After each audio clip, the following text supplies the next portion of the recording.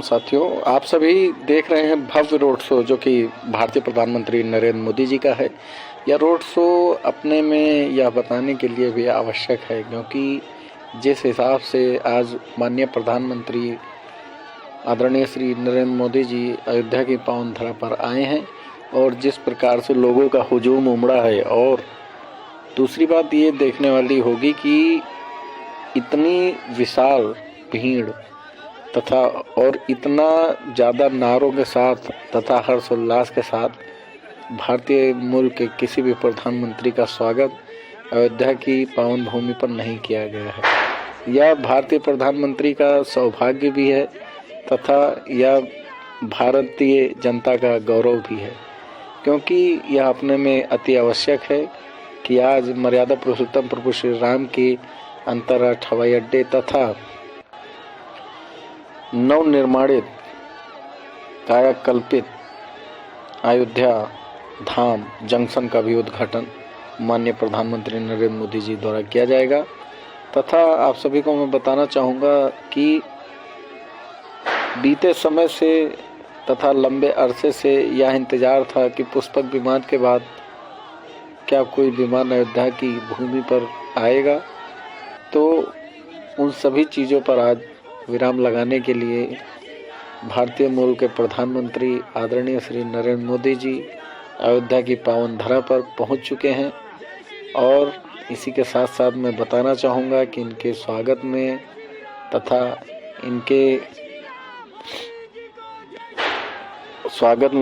इनके रख रखाव में किस प्रकार की व्यवस्थाएं की गई हैं। तो आप सभी को मैं यह बताना आवश्यक समझूंगा क्योंकि जितने भी लोग हमारे चैनल को देख रहे हैं वो भी यही चाहते हैं कि ज़्यादा से जानकारी हमें मिल सके और हम ज़्यादा से ज़्यादा जान सकें। तो यह बताना चाहूँगा कि आज अयोध्या 30 साल बाद पुनः ब्लू जोन में कन्वर्ट हुई है, और यह कन्वर्ट करना कोई बहुत बड़ी बहादुरी की बात नहीं होती है। यह तभी किया जाता है जब किसी एक शख्स को सबसे ज़्यादा खतरा हो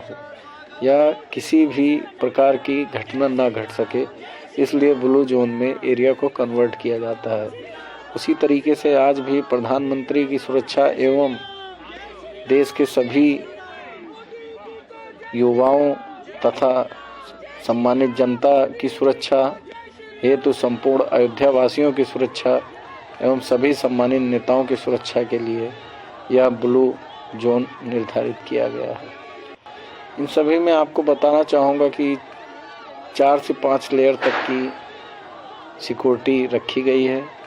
कि किसी भी प्रकार का उग्रवादपन या उपद्रवपन न हो सके। इसलिए हाई सिक्योरिटी जोन में माननीय प्रधानमंत्री नरेंद्र मोदी जी अयोध्या आ रहे हैं। ये हो भी क्यों ना, क्योंकि बीते समय से सबसे अधिक विवादित क्षेत्र रहा है कोई तो अयोध्या, तो इसीलिए इतनी ज़्यादा सिक्योरिटी के साथ माननीय प्रधानमंत्री आदरणीय श्री नरेंद्र मोदी जी को लाया जा रहा है। तथा आज 30 दिसंबर सन 2023 को नरेंद्र मोदी जी द्वारा इशारा भी किया जाएगा कि राम मंदिर की तैयारियां कहां तक पहुंची हैं और कैसे कैसे जल्द ही भव्य राम मंदिर का उद्घाटन करने के लिए वो पुनः 22 जनवरी को अयोध्या धाम आएंगे। और इसके साथ साथ आप सभी साथियों को ये भी बताना चाहूँगा कि जैसा कि लोग अनुमान लगा रहे थे कि एयरपोर्ट का नाम मर्यादा पुरुषोत्तम प्रभु श्री राम और रेलवे स्टेशन का नाम अयोध्या मर्यादा पुरुषोत्तम श्री राम रेलवे स्टेशन रखा जाएगा, तो इन सभी चीज़ों पर विराम लगाते हुए प्रदेश के मुख्यमंत्री आदरणीय श्री आदित्य योगी नाथ जी महाराज ने ऐलान किया है कि अयोध्या जंक्शन का नाम अयोध्या धाम जंक्शन होगा तथा अयोध्या एयरपोर्ट का नाम महर्षि वाल्मीकि अयोध्या धाम एयरपोर्ट होगा। तो यह हम सभी के लिए गौरवान्वित करने वाली बातें हैं कि एक तरफ महर्षि के नाम से हमारा एयरपोर्ट जाना जाएगा तो दूसरी तरफ अयोध्या धाम के नाम से हमारा रेलवे स्टेशन जाना जाएगा। और तीसरी चीज़, जिस धरा पर मर्यादा पुरुषोत्तम प्रभु श्री राम जन्मे, उस धरा को रामलला की भूमि तथा राम मंदिर के नाम से जाना जाएगा। तो यह हम सभी हिंदुओं के लिए सौभाग्य की बात है तथा गौरव होने का अनुभूति की बात है। तो जैसा कि आप सभी देख रहे हैं नरेंद्र मोदी जी का रोड शो, तो यह अपने में एक और दिलचस्प बात लेकर आता है कि जिस प्रकार से शंखनाद और जय श्री राम के नारे के साथ नरेंद्र मोदी जी का स्वागत किया जा रहा है, यह काफ़ी दिलचस्प है और नरेंद्र मोदी जी के लिए भी खास होगा, क्योंकि इस प्रकार का रोड शो और इस प्रकार का हुजूम और तथा इस प्रकार का उत्साह, इस प्रकार की नारेबाजी, इस प्रकार का जोश और कहीं भी स्वागत में नरेंद्र मोदी जी को शायद ही नज़र आया हो। और रही बात दूसरी की, जैसा कि हम सभी की नज़र लगातार अयोध्या में बनी हुई है, तो आप सभी को बताना चाहूँगा दिनांक 22 जनवरी सन 2024 को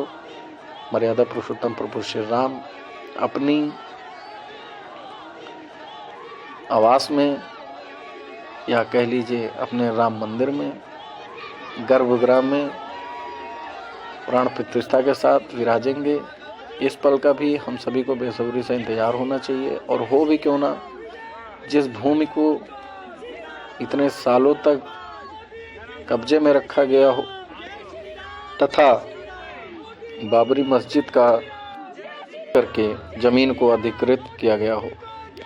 उसके बाद जिस प्रकार से लोगों ने संघर्ष किया, जिस प्रकार से हिंदू भाइयों ने जंग लड़ी और अपनी ज़मीन को आज कानून के माध्यम से छुड़वाया है तथा बंधन मुक्त कराया है, यह अपने में गौरव की बात है। यह कहना आवश्यक होगा कि जैसा कि लोग कहते हैं कि ये सरकार की साजिशें हैं, तो ये गलत बातें हैं, क्योंकि अगर सरकार ही करना चाहती तो आज के कितने वर्ष पूर्व ही राम मंदिर का निर्माण भी हो गया होता और श्रद्धालु जन दर्शन भी कर रहे होते। क्योंकि इन पूरे केस को अयोध्या के साधु संतों ने लड़ा है तथा उनके पीछे से श्रद्धालुओं की आवाज़ रही है, जिस आवाज़ को सुप्रीम कोर्ट ने सुना तथा उस पर गौरतलब बैक टू बैक सुनवाई करते हुए आज राम मंदिर का निर्णय दिया और आज आप सभी के बीच राम मंदिर बनता हुआ तथा 50% काम पूर्ण होता हुआ दिख रहा है। यह अपने में आश्चर्य होगा कि बीती सरकारों ने जैसा कि कई सारी परिक्रमाओं को रोक कर रखा था, उन सभी परिक्रमाओं को माननीय मुख्यमंत्री योगी आदित्यनाथ जी ने पुनः सुचारू रूप से संचालित करने का कार्य किया है। यह कार्य भी अपने में गौरव की अनुभूति दिलाता है तथा यह भी बताना आवश्यक समझूंगा कि जिस प्रकार से नरेंद्र मोदी जी आज अयोध्या में आए हैं और यह रोड शो तथा इतनी भारी जनसभा और इतनी भारी भीड़, यह एक प्रकार से अगले साल होने वाले लोकसभा चुनाव को भी दर्शाता है। लेकिन अगर उन सभी चीज़ से नज़र हटा दिया जाए तो ये जनता की भीड़ साफ दर्शाती है कि हम चुनाव ही नहीं, मोदी योगी के मुरीद हैं और हों भी क्यों ना, जो इतनी बड़ी सौगात देते हैं, हिंदुओं की हर आस्था को जीवित रखते हैं तथा हिंदुओं के हर व्यवहार से कुशल रहते हैं तथा हम सभी के लिए नई नई योजनाओं का लाभ देते हैं